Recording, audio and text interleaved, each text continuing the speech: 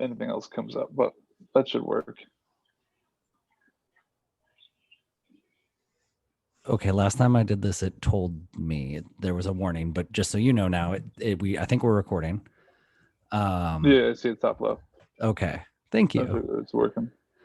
Um, let's see. We just troubleshooted a few things to get it to record. I wanted to record this for practice, but then also there are people who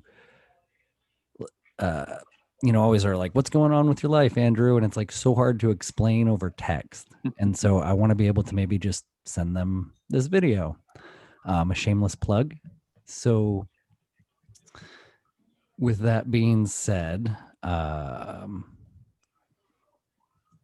this is Adam. Wave, say hi, Adam. Or yeah. What's up? We met at a corporate job years ago, and I'm trying to figure out how to start. We shoot, maybe. God damn, dude, this is hard. So good. Well, it's been a busy day, so that's where I'll start. So I just moved again. At one point in the year, I was living in the van, and then I moved into a small little garage space, but it was with some very religious people, which Yeah, you told me. Yeah. That created some psychological stress for me.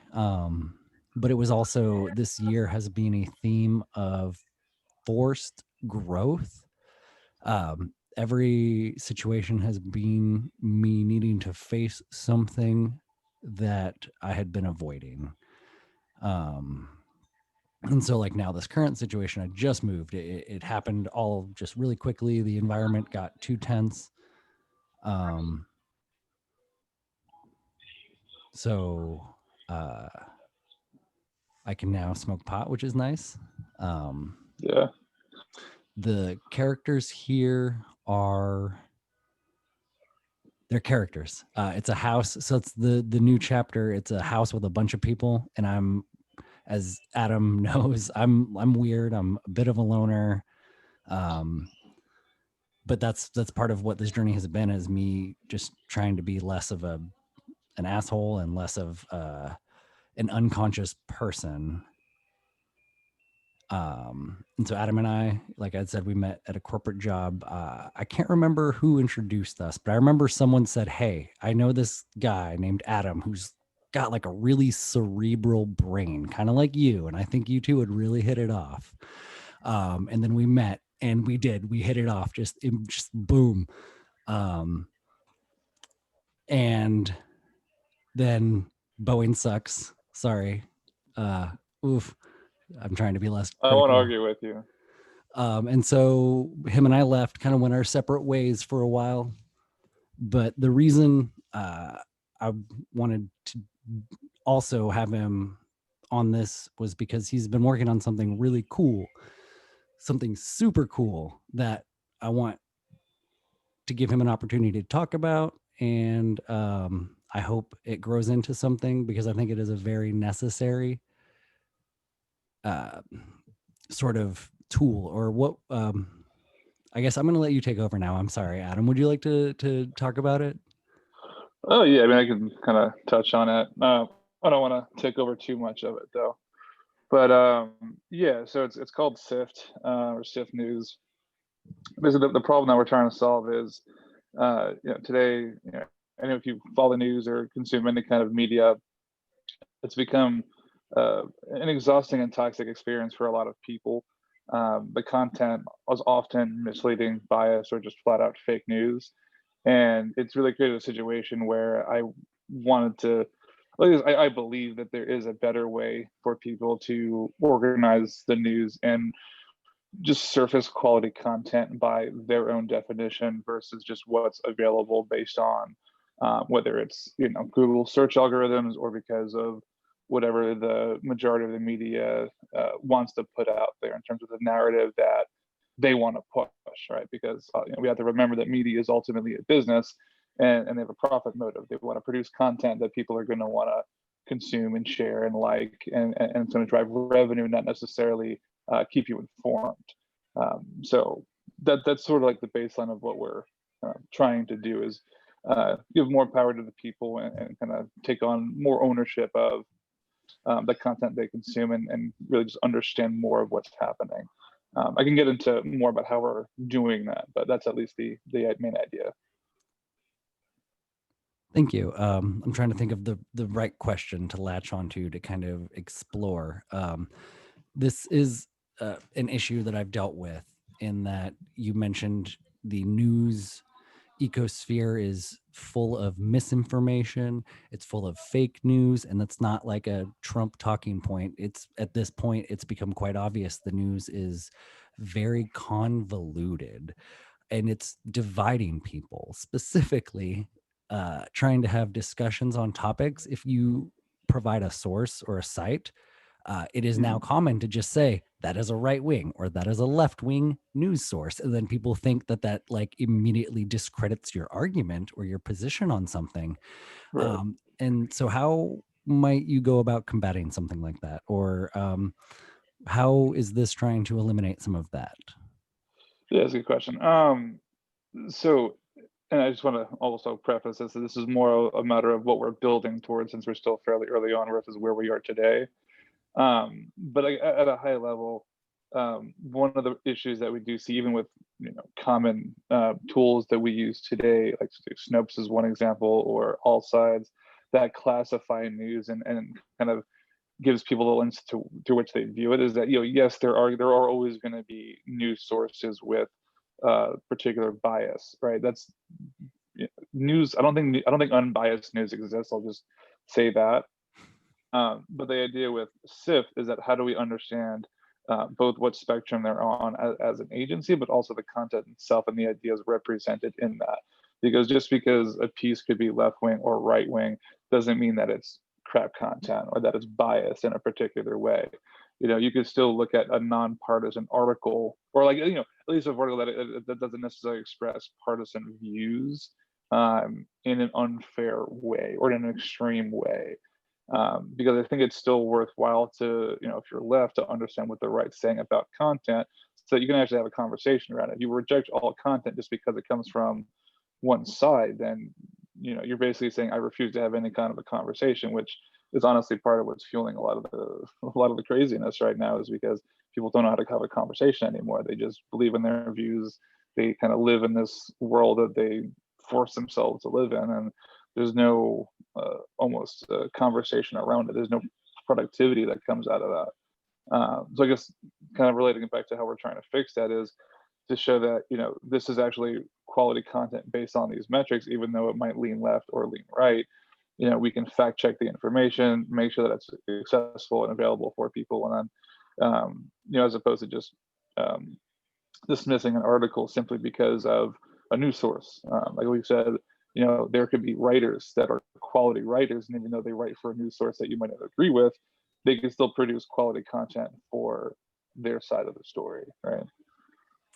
You said something, quality content, and then you said something else after that that flowed well. But it led me based on the metrics. There we go. So these Yeah, metrics you mentioned to me previously, you are working with a data scientist that's doing some algorithm creation, correct? And that's proprietary, so you can't really talk a lot about it. But it's I'm just trying to create some seriousness, or like no, that's the wrong word. Kind of paint a picture of what you're building towards. And so it's yeah, going to be not just people using their judgment, but there's actually going to be some automated procedures that remove human elements from the uh, ranking of the content. And that's big. Is there anything you can say now on how the algorithm or any of that works, or is that still too early? no, I mean I could talk on. So so the solution, like, to the platform that we're building, it's twofold, right? So on one hand, we don't want to So okay, so I'll say this. So part of what we're doing is content aggregation and classification. So in layman's terms, what that means is, if let's just say you have two or three news sources that's all you read, and you just want to see neutral, say non-politically or non-partisan content that we find from those news sources, you'll have the ability to select those options, and then we would curate a feed for you that matches those preferences. So that's essentially what you would see. It would refresh every 24 hours. Um, so that's like one side. So think of it as like it's a curated feed of content that you can select. And then what's going on underneath that is it's a mix of AI in terms of like algorithms and machine learning, trying to basically understand patterns that we see in news. So it's like, you can ask a question of, well, what does a left-leaning article about coronavirus look like versus a right-leaning article about coronavirus? How do we understand the similarities and identify that content, and then push that out to the user? Same thing with, is it emotional? Is there emotional bias? And there's a lot of other factors that we're looking at. And the whole idea is categorization. How do we, because you can say like, these articles are politics, these articles are related to business. So it's all about classifying content and then making it easy for a user to search that and basically slice and dice their way through the information to find exactly what they're looking for, while also providing insights underneath it. Like there are plenty of other facets that we're looking at in terms of how else can we better understand the content that's coming out. How do we add fact checking to this? Trying to see what are different news sources saying about a topic. How do we verify in a way that's not purely based people? And that's another thing that I wanted to mention. A lot of other fact checkers and websites out there today rely solely on people sharing their opinion. And then whenever you have a system that's based on people's opinions of left, right, facts, fiction, it's always inherently biased. And you're seeing that with Facebook and Instagram, where literally everything that Trump posts is misleading and incorrect, even when he actually does say factual stuff, it gets flagged anyway. Because Occasionally he does. yeah, like he does say things that are accurate, no matter how much bullshit he puts out there, and that's just inherently flawed. So we're trying to find a balance there where, I don't know, I'm rambling a bit now, so forgive me, but This that's kind is of like what we're perfect. trying to do. This is perfect. This is like Yeah. what I had dreamed of. This sort of like my brain is going a million directions. And okay, shoot, okay. So first of all, it's Syft, SYFT. And so is the beta live now? Should we, if anybody does watch this, should we direct them there or just not yet? Yeah, no, I can give you a link. Yeah, it's SYFTNEWS, SIFTnews.com. Okay. We're still, I guess you can call it a beta. The mobile site's live, and the base website is working. So you could sign up, create an account, select your news sources, your emotional bias, and start reading content. We're refreshing it every day. We don't have a huge repository yet since we're still testing and developing some things, but I'm working on a new batch of features to include things like you can sort by politics, information, coronavirus. So yeah, I mean, it's definitely usable. It's not, it's by no means a finished product. But yeah, I mean, we're the more people we can get using it, giving us feedback, the better. So yeah, that's totally fine. Okay. Of the 7 people that watch this, go there. I had another question then. I've noticed a trend. Okay, well, so actually bigger above the trend. There seems to be a muddying of the waters where I don't know what news is anymore. I don't know what editorials are anymore. I don't know what opinion pieces are. And so the trend is I read something and there are what seem to be unnecessary adjectives. And don't get me wrong, I am a verbose person myself, but sometimes when I'm reading something and I'm like, I don't need this like colorful criticism, I just want the information. And so that kind of plays into that emotional component. 100%. 100. And so is there anything that's going to try and help identify what opinion that might be inserted into a news article, and then you could be able to highlight maybe writers who are notorious for doing that? You actually mentioned that there might be a writer ranking as well, right? Yeah, I mean, and that's pretty much getting to the root of what we're trying to identify. That stuff's more long term, of course, because like the thing too with this, and a challenge in general is that this type of, whether it's ranking or anything within this space, you're never done. Like it's always evolving. It's always better because you need, basically the more data you have, the better you'll be at identifying patterns that you see. It's like it's the same thing with financial models, right? The more financial data you have going back decades, right, the better you'll be at predicting the future, right? And predict anything, really. The more data you have, the better you'll be able to predict what's going to happen and what you're looking at. Um, so, um, God, I'm sorry, I just lost my train of thought. But yeah, so I guess with the writer itself, and then with emotional content, right? So what we have right now is emotional bias. It's split between positive, negative, neutral. So you can think of someone's like being heavily critical based on the words that they're using. That would be flagged as negative, meaning it's almost like a slander piece. Whereas the opposite would be if they're trying to fluff somebody up or use too many, positive or expressive words to describe something that's, you can say it's almost like they're using more words than they need to make something seem more positive than it is. So someone's like really, really optimistic on a COVID vaccine, that could be misleading. In a positive sense, that would be flagged as positive. Whereas, if something's just giving you facts and there's no real emotional spin on the content, that's something that would be neutral in our context. So that's pretty much what we're working through right now. So yeah, and then on the writer side too, eventually as we get more content and more data, we would like to be able to develop similar rankings with sources as well as writers, because writers could move, and people might be interested in looking at writers because some writers might be more, I guess, nonpartisan or non-emotional in their writing style. And that kind of goes to my point earlier where, just because someone's right wing or left wing, if they put out good content and they don't let their emotions impede on what they're putting out into the world, it's still worth reading, in my opinion, because it's good to know what everyone's thinking, and so you can get a good picture of the whole landscape. I like to think I'm open-minded.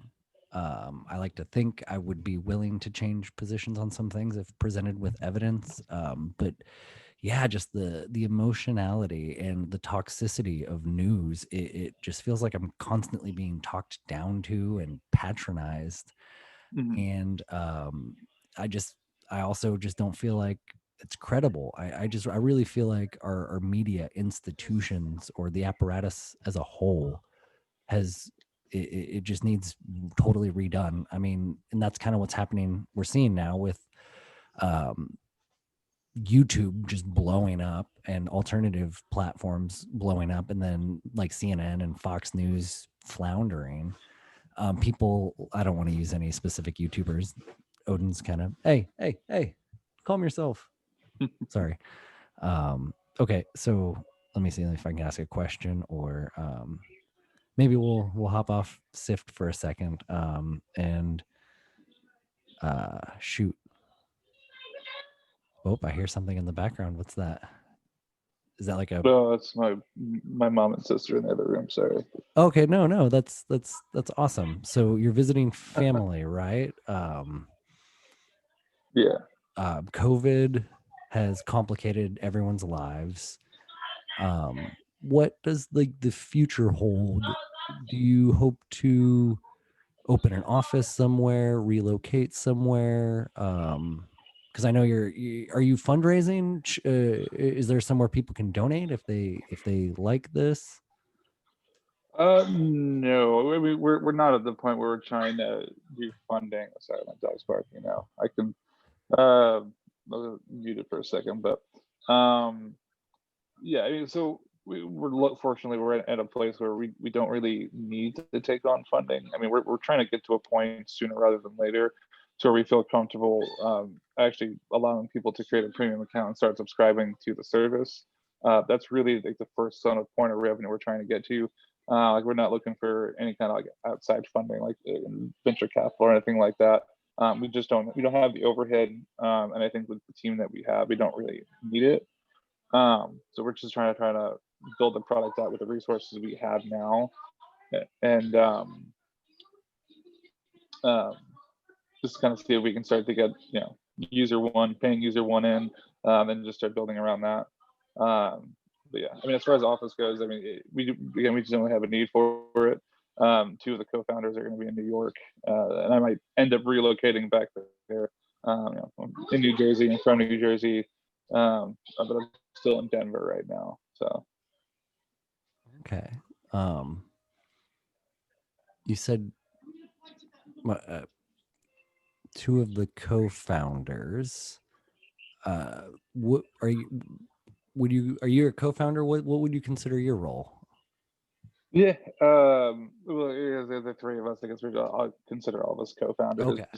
I mean, I guess I'm more of like I'm the CEO, like role. Like I kind of head the project. Brian is my data scientist. He's also my friend. I met him at Ramp Up. We've been working together the last like 3-4 years or so. I guess I was actually working with him while I was still at Boeing, before I went to Ramp Up. So he's super smart, got his PhD at Emory.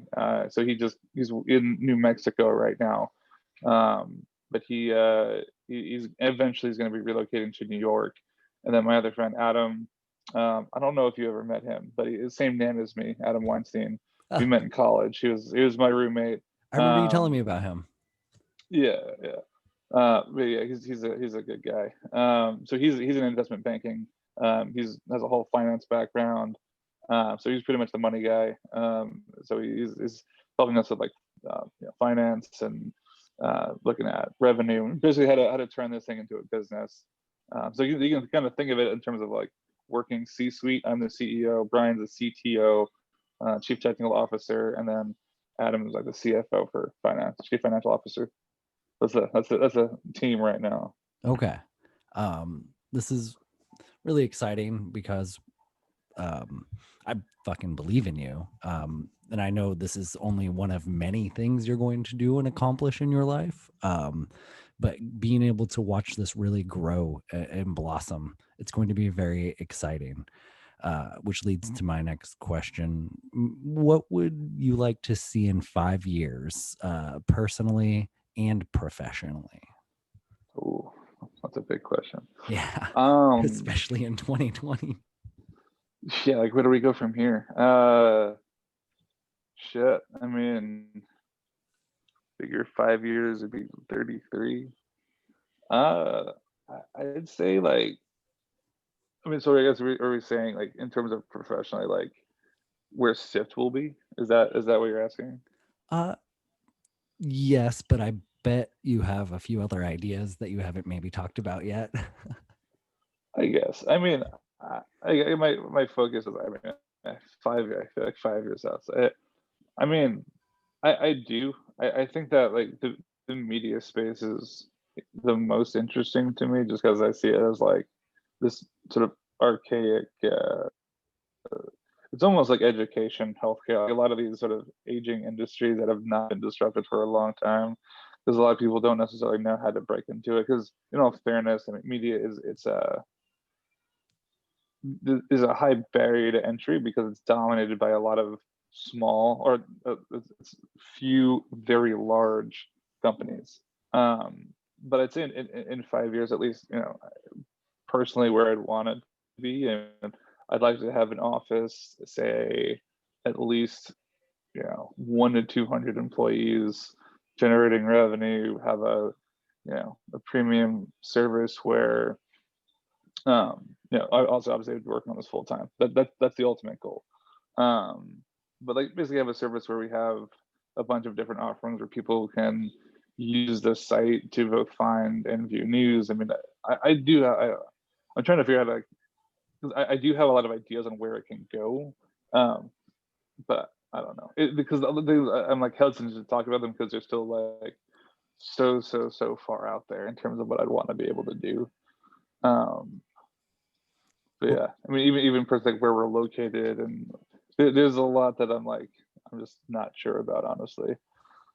well, you said something that I think will, if not if, when Sift grows, you said there are a lot of markets that need disrupted. You mentioned healthcare and education, and we could list more.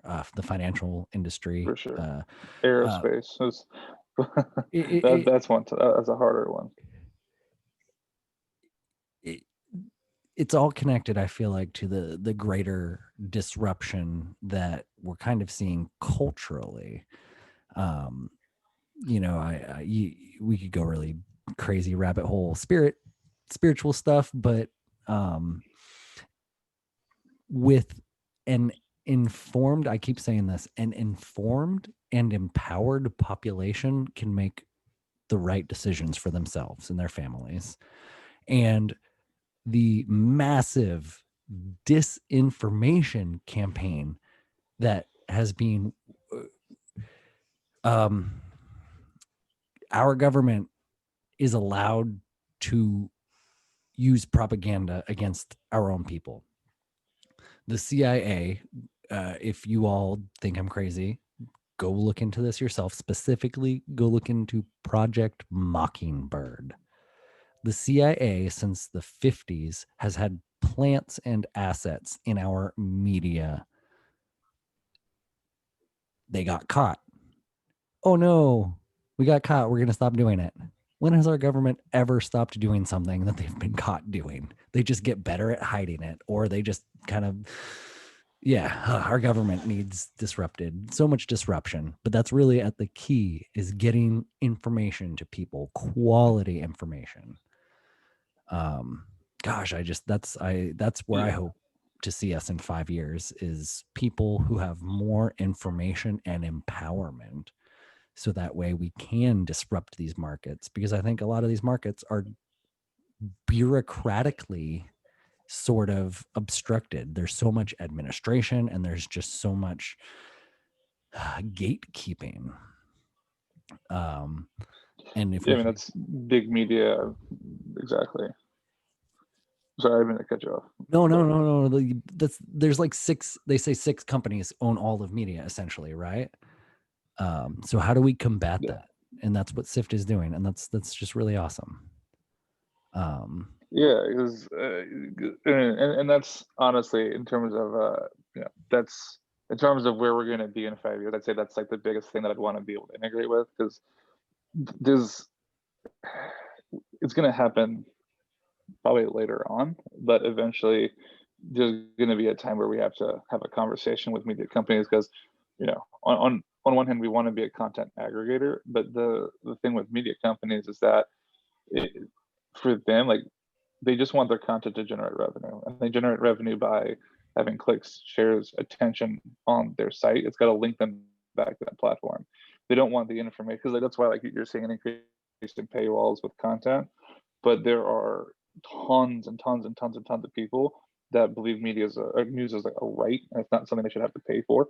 And I agree with that because the big thing that they're going up against, this is in lines with like disrupting the media industry, the news industry specifically, is that they're struggling to generate revenue because people don't want to pay for content on a weekly or monthly basis. So they're putting it behind paywalls the people don't share it. So it's like, what do they do?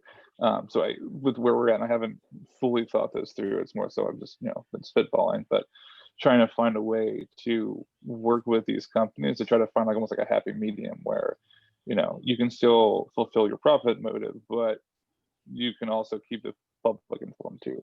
Because right now it's like they don't, I don't think they have an interest in keeping people informed because there's no profit motive to do it. If you look at any kind of government regulation, people will do what is financially um, uh, trying to find the right words, but they're going to do what makes them the most money appealing, or save them financially the most appealing. money. Yeah, they're going with the most financially appealing route. They're a business. That's how they think and that's how they operate. Um, so when you're talking about disruptions, like you got to think about how people consume media, how money is earned through the consumption of media. Um, you know, there's a lot to unpack there. There is, and you keep using these words that are so perfect because they're relevant to a lot of what's going on. The profit motive. A lot of people have really honed in on that idea that the profit motivation is unethical for certain industries. And it's so complicated because healthcare as a right is a talking point that people are saying. And because we are seeking to make profits in healthcare, that's what's making it so messed up. Mhm. But it's like, how do uh, I I don't want to get too conspiracy realist, but I don't think you're a fan of communism. Is that fair to say? No, So how I'm do not. yeah, so but you also do believe there needs to be some regulation. I do you have Well, yeah, let me ask you, do you have a political label that you would like to use? uh, I mean, in terms of like my political alignment, I mean, you can think of it as either progressive Republican or right-leaning libertarian is probably where I'm at on the spectrum. Uh, in a sense that like I'll just if I had a political platform, it'd be I want low taxes to keep as much of my money as possible and be able to smoke a joint if I want to. Like that's like where I stand. Low taxes and smoke weed. Like if that was the world, I'd be super happy.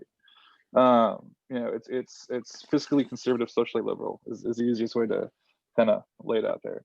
But like on healthcare, like the one thing I would want to say on that, and this is something that I don't think is talked about, and I don't know why, but when you look at other countries that do have, socialism or communism based healthcare where it's all shared, the one thing that Canada. people forget is that those countries are often very healthy.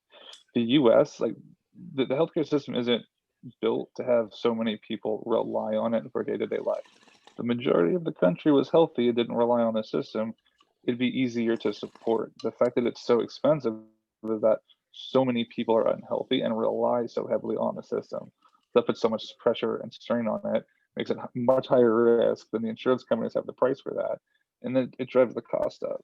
I mean, if you look at just the pharmaceutical industry as a whole, I don't have numbers in front of me, unfortunately, but I can even imagine how much pressure just the reliance on pharmaceutical drugs have on the healthcare system. You keep just saying these beautiful things. That's what you'd said that we're unhealthy as a whole is something Physically and passionately. emotionally and Yeah, mentally. no. Oh my gosh. The Yeah, mental you're health is a big part of it too, and so especially during COVID. with I try not okay. I'm going to just there is a movement to stop people from talking about this from how unhealthy we are because it's considered fat shaming. Specifically, it's kind of from the far left. They've kind of been the squeakiest wheel, Mhm. and they're also really demonizing straight white men, and so it's and I have nothing better to do, so I just like to kind of combat them. If they're going to be squeaky, I want to be squeaky back. Mhm. Um, it's not fat shaming, and part of the reason the virus might be hurting us more than other countries is because we're unhealthy, which leads me to another issue that Sift might be able to help with: censorship. How how do mm,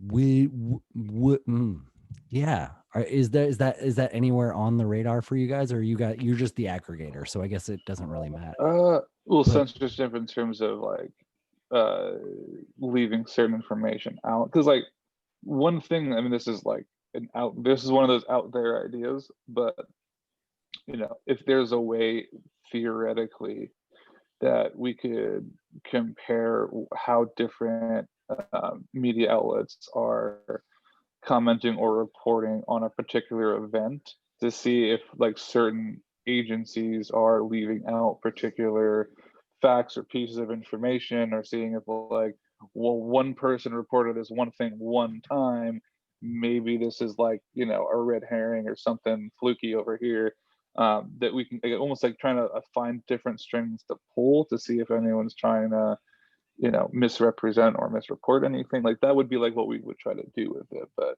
um, that's like, saying it is one thing, doing it is a whole nother level. I mean, But that's exactly what I feel like is happening, is that I feel like news articles are omitting information or being very disingenuous in the words that they use, so that way you infer a narrative that is inaccurate to what is actually going on. And to the mhm. layman who does not see these little, sometimes it can be just like the omission of one word can change the story enough to make it seem less bad. And I don't have a good example, but I know I've got another friend, I won't name them, but I'm trying to get them to kind of help with this whatever this project is that I'm working on. Uh, and so they have all these resources of, look at this article and look at what they did and look at how they misrepresented that. And I should try and maybe put you guys in touch, but uh yeah, that's what I'm an issue that I'm really worried about, and thankful that you're aware of and that you guys are working on. Thank you. Yeah, I mean, because I mean, you can see if you, just based on certain comma usage, could change the entire, the way you can read a sentence. I mean, it's something as subtle as that. I mean, I can't point to a clear example of it happening, like, off the top of my head, but I'm sure it exists, because again, it comes down to the fact that media is a business. That's why you see clickbait headlines everywhere, everywhere. And as far as fake news goes, fake news has been a thing for literally hundreds of years. It goes back well before Trump ever even tweeted about it every single day. Uh, People are just now more aware of it, I think, between what Trump has pointed out himself, and of course, his own delusion has made it very clear as to, not everything. You shouldn't believe what everyone says. I mean, at least at face value. How old is Um, the Bible? uh, Because Probably over a that's as thousand old years as old, fake news is. I think. Oh God. Yeah, but I mean, I won't argue with it. I mean, shit. Nah, I'm sorry. Just but no, but actually, no, that is are you familiar? I'm not super familiar, and I Did want to I? become more, but there was in Egypt a library known as the Library of Alexandria, which housed substantial amounts of academic and religious texts from apparently across the world. It was like well known, well established. But then, of course, I do believe it was the Romans came in and burned that shit down so they could implement the Holy Roman Empire, which was then the basis for like the Judeo-Christian rule that we've dealt with, the Abrahamic rule that we've dealt with for the last 2000 plus years. Um, uh, sorry. Yeah. Did I ever Um, tell you? Well, this is like another topic, but did I ever tell you my take on the whole story of Adam and Eve, the birth of man, no, but I'd love to hear it. and why that's a little? I mean, the short version of it is, um, well, I mean, there's all different like renditions of how people, read it and try.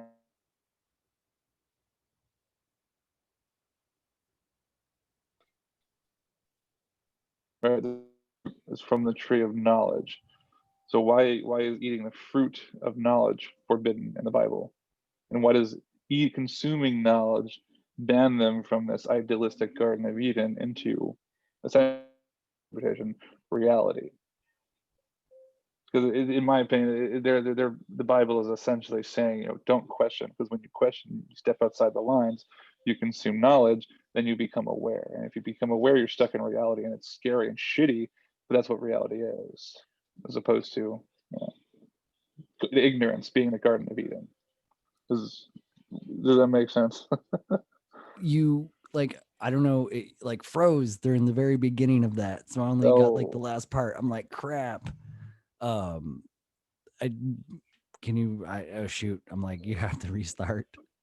no, I can kind of go through it again. So essentially, the whole idea is that, so with Adam and Eve, right? You have the Garden of Eden, which is this idealistic society or this place, right? And then you have the forbidden tree of knowledge, and then fruit grows from this tree, right? So, like, my first question is always, why is the fruit from the tree of knowledge forbidden? Like, why is the tree of knowledge forbidden? Why is knowledge in general? Why is knowledge and forbidden in the same sentence, basically? Um, so, because what I'm essentially saying is the Garden of Eden is a place of ignorance, right? And then once you consume the fruit from the tree of knowledge, you're essentially learning. You're gaining awareness by eating that fruit. You become aware in that sense. You're banished from the Garden of Eden. You're forced to live in the reality of what you see. So it was always like strange to me how almost like you're born into ignorance, and then you have to break the rules to gain awareness and then live reality. Or the Bible says you're banished from the Garden of Eden. It makes it sound awful, but would you rather? It's almost like allegory. Like, hey, would you rather live in the shadows, live in ignorance, or would you rather take the steps out and kind of do something uncomfortable, break the rules, and kind of walk out into the sunlight, live in reality, and kind of see what life actually has to offer. I love that you brought up the allegory of the cave. had to, had to. Um, because we've talked about it a lot, but I've come to a new side of that story, a new realization, um, or maybe not a new realization. It's for so long I focused on trying to save the people who would not see or who would not even venture out into the light. And then I realized that you have to save yourself, because you will go insane if you focus on trying to save these people who just will not see. So the moral of that story is, do not lose your sanity trying to wake people up. And unfortunately, I think when you come from a place that I hate that the red pill term has been kind of used now as a slander against the alt-right. But when you get red pilled hard, it's really hard to not want to wake people up. It's the religious sort of how they're always trying to convert people, because it's a very similar sensation, that religiosity, that waking up, that salvation is magnificent. But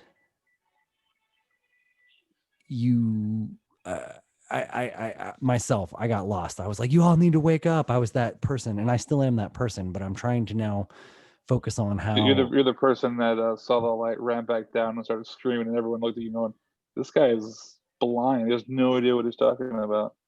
Yeah, I got you. exactly. And um uh yeah, real quick, somebody had made a comment. So there's really funny, I'll send you some links. These individuals have been making like reaction videos to some of my other videos. It's funny, but they made a really valid point. One of them said, I have a victim mentality, and I think I do.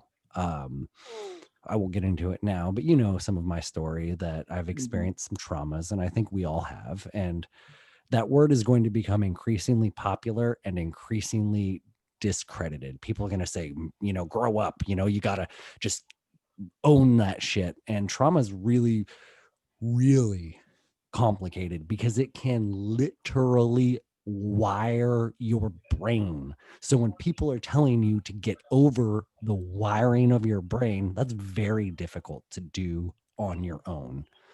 Mhm. So I've been exploring EMDR, eye movement desensitization retraining therapy, to help reprogram the brain. And so I think I used the trying to wake people up as an escape from dealing with my traumas, because just because you, and I'm not even saying I've woken up, like I'm like not enlightened, but I think maybe someday I might be a little bit enlightened when I'm like 90 and have spent a whole bunch of time trying to just learn. But just because you're on that path doesn't mean that your trauma goes away. And I used trying to wake people up as an avoidance from dealing with my own trauma, because I didn't understand that I'm like, oh, I'm on this path to enlightenment, but why am I still this angry, resentful person? And so you brought up that story, and um, the future is bright, and I just wanted to share that and say thank you for listening, and for doing this chat. You've been fantastic in sharing. I don't know what your timing is, how much longer you might want it to go. I just kind of did a lot of word vomit. I'm gonna say sorry. And We went off the grid a little bit, but it happens. No, I'm good, man. I mean, only like 10-15 minutes. I got no rush. Is there okay. anything else you wanted to touch on or talk on? Um, maybe just like any personal stuff you'd like to talk. I see we can also just like stop recording and then like get like I don't know, like yeah. Or yeah, what do you It's up want to you. to do You're you want to gonna. share any thoughts on COVID? Oh God. You don't have to. Yeah. I mean, I will say that I went to Mexico a month and a half ago, and the one thing that surprised me was that it seemed like Mexico had better restrictions and was handling things better than when I came back to the U.S. and when I was in the U.S. prior. Like, uh, like you couldn't go out to eat without getting temperature checked in the U.S. I can name, I think, maybe 3 places that have been temperature checked throughout the entire pandemic. But in Mexico they require it, is what you're saying? Like, everywhere, like Everywhere in Walmart, Mexico. shopping center, like literally, if you walk into a closed building, they temperature check you every single time. And in the U.S., it's at least I've been to Denver, Chicago. I traveled a little bit. The last, I was really good through 6 months, and then the last like month and a half, I was like, all right, I need to get out of it for a little bit. Denver, Chicago, New Jersey, like I've gone to Whole Foods when I was in Denver.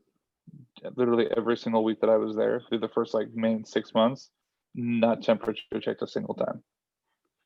I went to a Walmart once in Mexico. I had to get through 2 temperature checks to get into the building. So Do like you, basically, what I'm really, it would make me feel a hell of a lot more comfortable if wherever I was indoors, that like people were at least temp checked and did not show any symptoms. and But do you know anything about, like, did the Mexican government do stimulus so that these people, these businesses can afford to have somebody just there doing a temperature check? Or because I feel like that's a major failure of our government, is like they printed a fuck ton of money, but not much of it went to the average American. that's Um, a really good question. But like, I thought about too, like where are they getting their resources, and I haven't looked into it. Probably could. But it was just interesting to see how they did that. But to your what you were saying though, like when you look at the details of even the last stimulus package, I mean, the $1,200 check is nice, but if they were really giving the majority of that money to the people, each person would have gotten like 10 grand. each per person, but we got 1,200. The rest of it went to a lot of other programs and like, keeping museums up and a lot of it. And like, that's important. I get it. But I mean, if the value was in the people, they really could have allocated a hell of a lot more money to people. Um, but I mean, they're supposedly working on another plan now. I think Schumer and Pelosi just put together a baseline bill that they're trying to work through Congress again. So we'll see. I mean, this is like round, I guess this is around like 2.5 at this point, maybe 3, depending on. I mean, I don't know. I mean, at this point, yeah, I'll take what I get from them, but I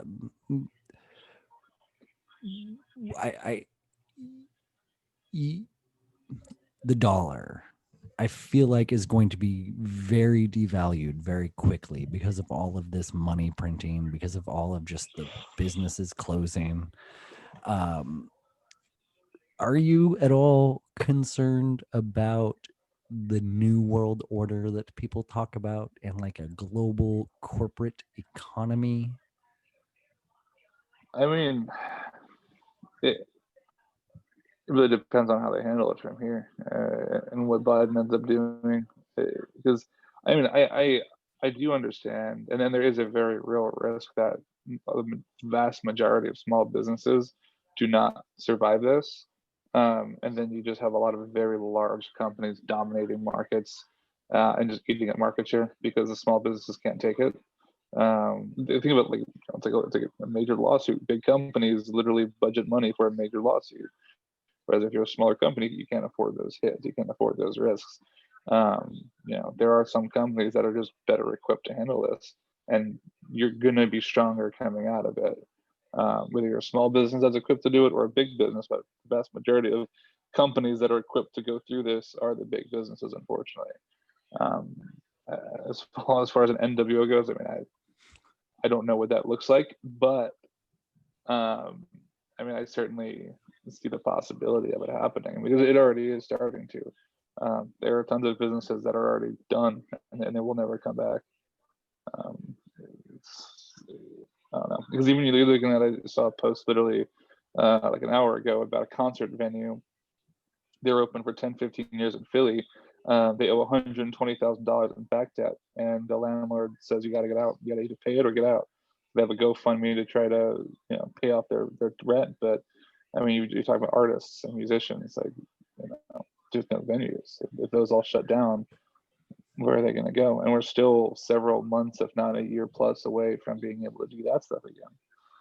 So it's there's a lot of unknown. Yeah, there's I see like two timelines that can potentially emerge, and one of them is a beautiful timeline where music and artists and love dominate, and the other is the opposite. And you manifest what you think about. So I'm trying to think about the positive things because that's the future I want. But those traumas, they're powerful. So part of me is still a big part of me is still just concerned. But you, as hard it is as it is in the moment, if you live with love and honesty and authenticity, I think we'll build a beautiful future. Um, so I'm glad that like you're not super worried about it. Like yeah, good, okay.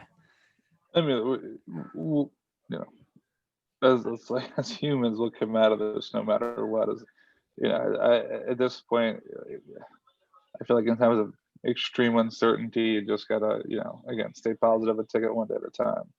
Because it's all you could do. Because the vaccine, like everyone talks about that. It's like we've made massive strides to get it. I think the UK just approved its first ever vaccine that they can release to the masses. So we have to see what that is. I mean, they literally fit 10 years worth of testing, development, and approval. Like they basically took a 10-year process and did it in 10 months, which is unprecedented. Or So that's really alarming? good news. Well, that depends on the results, right? If it works, brilliant. If half the people who get COVID and die, not good. Lots of lawsuits. We have to see what happens, but No, at least I don't think you can be sued for, like, I think it's a law that you can't sue for vaccine related injuries. really, for sure they'd probably have people send like a waiver anyway. Um, but yeah, I mean that's the whole thing. I'm sure a lot of people are going to be waiting because 10 years reduced to 10 months sounds really scary. Um, but it, it, I mean, I don't know. But I'm pretty sure this one is also like, um, it's got to be sort of like -70 C, so it's really meant to be. It's like an industrial vaccine. Like this vaccine can't be brought to third world countries, essentially. Um, so there's another one that they have to wait for that, but it's at least a start.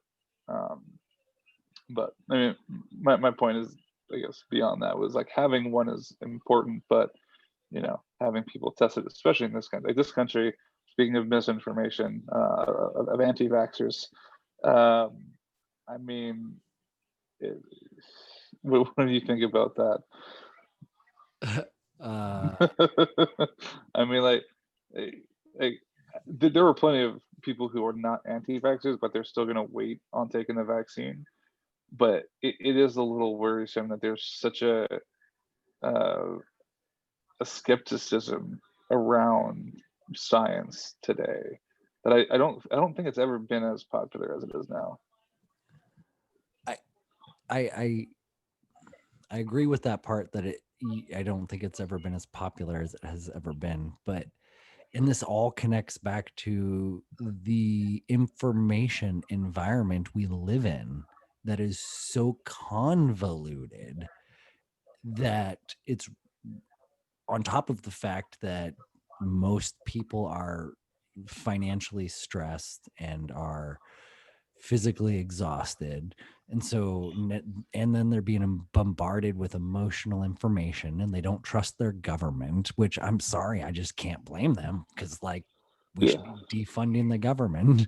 But it's I I really that's why I'm excited about Sift, because I don't want to be a conspiracy theorist and be like, but I also just think there is so much that is being covered up, and there's so much classified information. And not, I guess we're not, now I'm getting off the topics of vaccines, but I can understand, that's what I'm saying, is that I can understand why people are skeptical. And that's why I really hope the future is bright and filled with more information and empowerment. And so it's like, I don't want to judge people for being skeptical, but Well, yeah, yeah, but like there's, I guess where I'm coming from, there's a fine line between healthy skepticism and then just like the other spectrum of misinformation. so you're saying you think Bill Gates is an okay guy? Basically, like I mean, again, there's room for healthy skepticism, but like the 5G towers thing is like that's a whole nother level. Like I have I, intentionally just not looked into that because I know that, like, I just don't want to. Nope, but nope. it's like flat Earth. I mean, I, The Earth is a I, hologram. it's like, did you see? Okay, this is getting like off topic. On Netflix, did you see Behind the Curve, the Yeah, they filmed it in documentary? Washington, didn't they? Like the guy with I the think so. girl. Yeah. Well, that was like that was like the main conference. There was a flat Earth conference in Denver like a year or two ago, and I wanted to go so badly just to like see what it was like. But it was like $300, and I'm like, I am not paying that much money to. I mean, it'd be funny, but like, it's just. But in the documentary, they basically ran experiments towards the end, And and they all failed. of the yeah, like everything was like, no, the Earth is round, and they're like, no, some can't be right. Like, We just need to no, recalibrate something's our wrong. machine. And it's like, what needs to happen for you to realize that you're wrong? Uh, that to me, like that's like the line, like between you can be skeptical, then you can test, do your research, figure it out, and then like if all the answers point to that just being a ridiculous answer, just accept you know accept I that you could be wrong. Be open to other possibilities. I wonder if there would be a way to do a case study where we could evaluate these people to see if there's a trend in maybe resentment of an authority figure at some Oh point yeah, in their life, to yeah. where I'm pretty. they need something to fight and to just be right about. I'm pretty sure they actually go into that. I mean, I think there's like a common profile where a lot of them were like not popular in high school, didn't necessarily have a ton of friends, and they gravitated towards something that they felt that like, it's like I know something that nobody else does, and they felt it's almost like self-righteous, where they felt like they know this, like this truth that nobody else does, and they have to inform and they also feel like they're a part of something bigger than themselves. It's honestly, whether it's a religion or a cult, it's almost like that's what it's become. Less about science and more about being a part of something bigger than themselves that they feel um, has some, significance or importance. Um, but I mean, it's like I can't remember the. It was like that some like this. It was a spaghetti monster or something that like is a god. Was it? I can't remember. But they wanted to become recognized as a church to get like tax exempt status or something like that, Yeah. right? Oh, it's gonna. I gotta look it up. Hold on. It's not as Cthulhu. That's something else. It's not Zulu. That's the The Scientology. Pastafarians. Say that again. Yes, Pastafarians. The Pastafarians. It's the Pastafarians, and the flying spaghetti monster is their deity. And did they succeed? Are they legally recognized? Uh, I think they succeeded, if I remember correctly.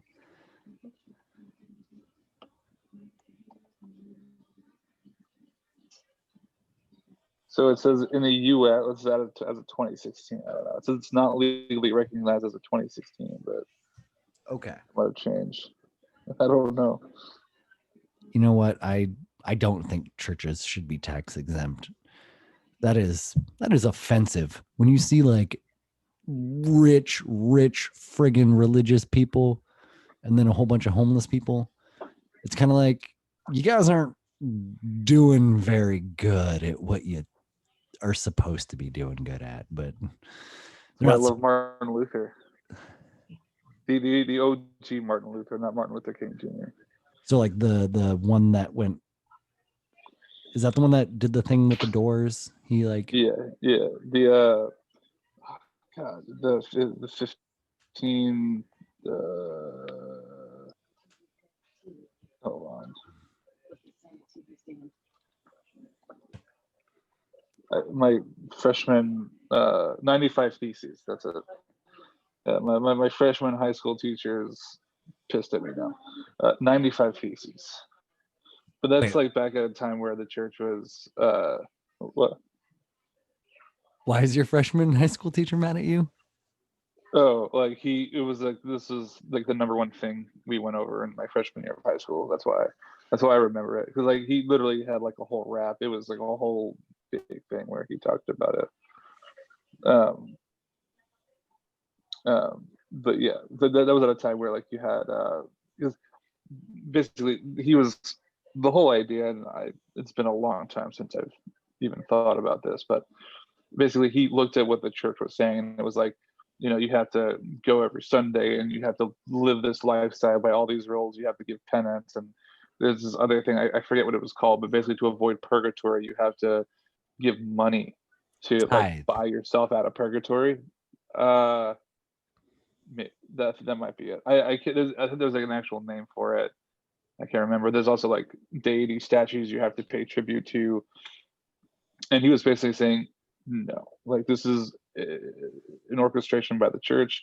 All you got to do if you want to get into heaven, you've got to be a good person. Pray on your own time when you feel like it, and then that's his 95 theses. Like this is what you need to do if you want to go to heaven, and you can basically be a religious person without going along with all the bullshit of the churches. So that stuff's been going on for a long time. Of like, you know, just giving them exemptions or holding to a higher, or I guess not holding them to a higher standard. Depending on which way you look at it, it's either putting them on a pedestal that they really don't belong, or just letting them get away with things that they really shouldn't be.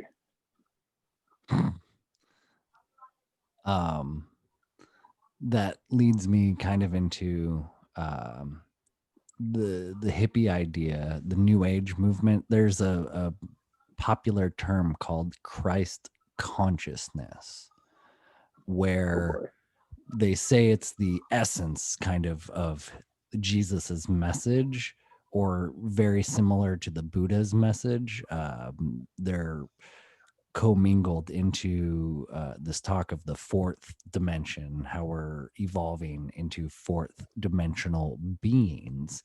And I like it because I still experience religiosity within me, but I do not like Judeo-Christian religions. And so they have this expression in the Christian text. They talk about revelations. I don't know if you're familiar with that or not. I mean, I haven't. It's been a Well, so pretty much it's just like the end of days when hell is going to come to earth and Satan's going to rule the world for so many years. It just, all of Christianity feels like this big misdirection. And so, yeah, what the Christ consciousness New Age people talk about is it's actually called the awakening, where all of the veil is going to be lifted. And it's kind of like the allegory in the cave, where everybody is going to be exposed to the truth, and then they have to decide if they want to accept it or not. And so we're seeing that now with all these people who are just kind of digging their heads into the sand and just avoiding reality and doing whatever the government tells them, the sheep. Yes. I mean, I guess I'm in that camp where, this was like how I spent my high school summer. Like I graduated high school, went into college, and had all these existential questions. But I thought back to like, the creation of religion as a whole. This is already like going a bit down a rabbit hole, but I think I might have even already talked about this with you a while ago. But do you agree that humans created religion? Like, is that of your belief system, or do you think it's like inherent? That's a good question. I have two theories that I like. I'll be really quick with them. The first one is that primates, the stoned ape theory, primates discovered mushrooms, magic mushrooms, which exposed them to transcendent experiences and eventually the evolution of language. There's another theory that I like, which is even crazier, where Anunnaki gods, or the gods in the Bible known as the Nephilim. I know this. Yeah. You're familiar with the Nephilim? Okay, yeah. They came to Earth. I like that because they used the earlier hominids as slaves, and then they kind of intervened, and that's what, because there's that period in time where the human brain like doubled in size in, they say, like 10,000 years, which was a dramatic increase in the pace for that, and there's just no explanation. And so one of those two I think might be right, but yeah. Well, because the thing is, are you familiar with the Nazca lines? The what lines? Nazca lines. I'm not familiar with them. Tell me more. Oh, So I'm not sure if they count as like a wonder of the world or not. I think they do, but I'm not positive. But basically, it's this place. I can't remember. I think is it Peru? Uh, anyway, yeah, it's in Peru. Yeah, it's NAZCA. So essentially, it's a group of what's called geoglyphs. So this is pre-flight. This is like way, way before any kind of flying structure was created. I think they dated it as like 500 BCE. Um, and it's almost like you know what crop circles are. Yes. Yeah, so they're essentially like these glyphs that look like crop circles in the ground, and they're like, well, first of all, how does a pre-flight society know what they're doing when they're all on the ground? Second of all, what's the purpose of them? And there's so many questions around them because they don't know what the hell like it is. Like they don't know what was the purpose, what was the reason, how did they do it? Similar to the pyramids, where it's like you can't even recreate the accuracy with modern tools and tech, and Right. it's like, well, how do they do it? How does that not blow more people's minds? Stonehenge is another example. Um, so it's like all these crazy, like no one, they don't know how to answer that. But one of the theories is that there could be, uh, it's like almost like runways for an alien race spaceship. Because I think the other crazy thing was with like the Anunnaki. There's there was like this line, like if you draw a line between like Stonehenge and Nazca lines, the pyramids, I'm pretty sure it's like all in like one line with each other. So say that was like their route that they just cut through. I don't know. Anyway, that was kind of like an out there thought that, but it does corroborate to some degree, like with some of the weirdness. It's like, how do you explain all of these things that Can are you spell largely that one more time? I'm unexplainable? sorry. It's the NAZSCA, I think. NAZSCA. Okay. Or So I'm no, gonna sorry, NA. It's just NAZCA, Nazca. okay, It's Nazca. like NASCAR, but without the R and a Z instead of an S. Um okay, I'm gonna Google that. Um Yeah. let's see. Because I haven't heard of that one and I just love that shit, that crazy spiritual stuff. Um Yeah, it just, I mean, I'm sure there's other theories, but like, yeah, it's like at that point, they couldn't even, and these are not small either. These are massive. Like, I'm pretty sure you have to be a few thousand feet in the air to really see all of them. And they're pretty elaborate. Like, you can just go to Google Images and see some of them. But there's also examples of there being like cave paintings of things that look like tanks in like from like ancient cave. It's all, there's all kinds of craziness. so Anyway, do you also we're watch getting way off Gaia topic. then? No, this is, I went down these rabbit holes a long time ago. Okay. Um just all those crazy people that Gaia has. I love listening to them, but only really think 10% might be accurate, but it's still fun. So much fun. Oh yeah, like I don't actually believe most of this stuff. It's just like, what if?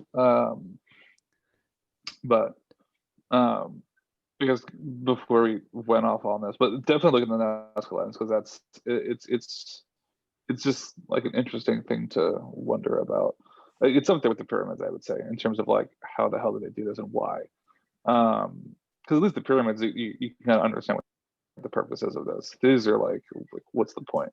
Um, but anyway, so with the whole like religion and uh, like I'm of the belief that at some point, um, whichever method it was, uh, people, apes, whatever, wherever it was in the evolutionary chain, started to have existential thoughts of like, why am I alive? What is the point of existence? Why am I here? Why do I have two hands and a brain? And why am I able to think, act, and do and interact with my environment? Like, what is the point of all of this?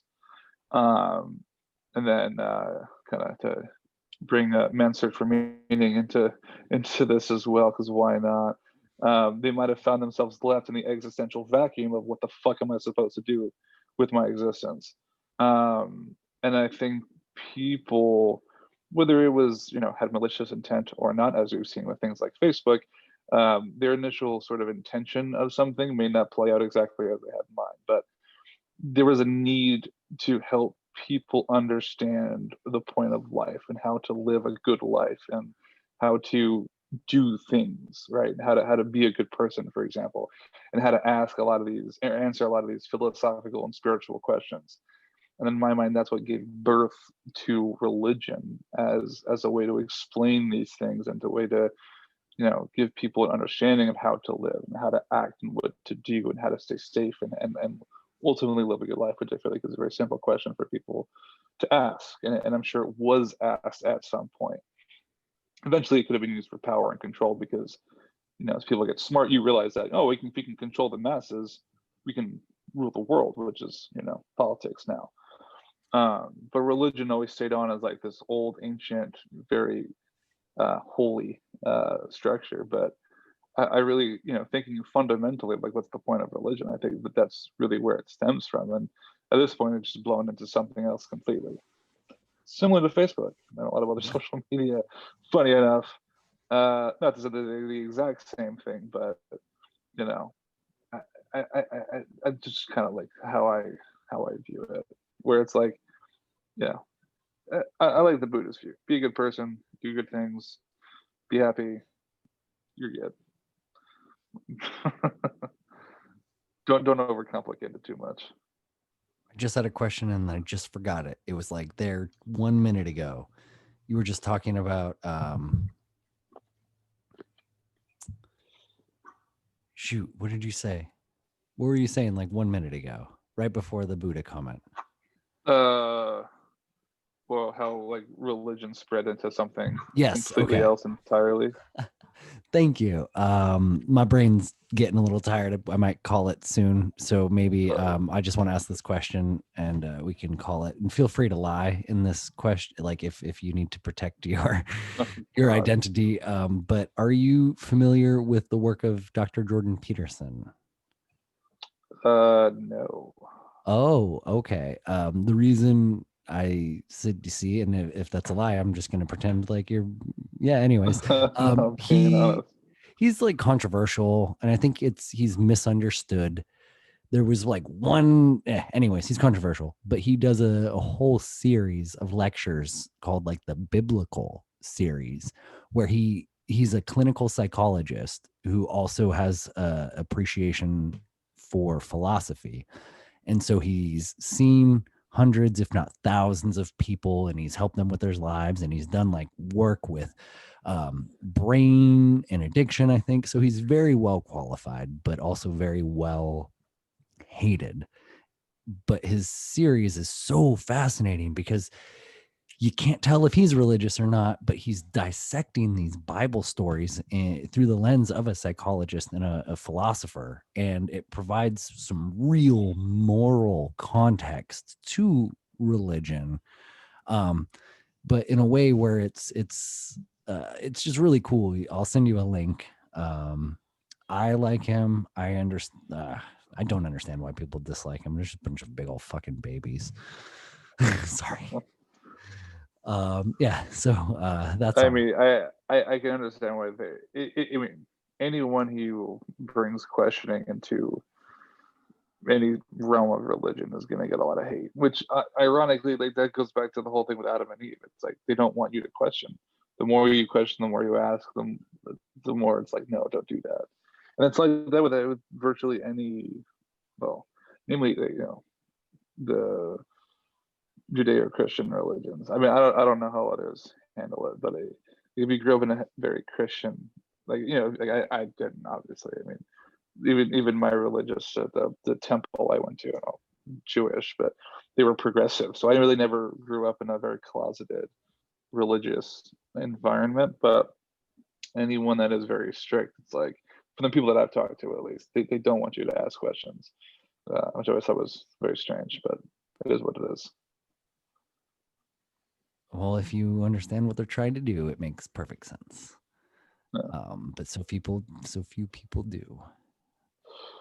Well, yeah, Um, that's on that note, I think I'm going to say again, thank you for this episode, and thank you for the work you're doing on Sift, because I think it's very important. And thank you for your tremendous friendship over the last 5 years. Has it? I think it's been that long. Yeah. You have been an inspiring and encouraging friend through some crazy times, and I'm very thankful to have you in my life, man. I love you. Thank you so much. Likewise, man. It was a great time. Thanks for coming up with the idea, and I'm glad we're able to do it. Yeah, it worked out. I'll send you the link when it's posted and whatnot. Sounds good, man. Have a good night. I'll talk to you later. All right, have a good night. Bye.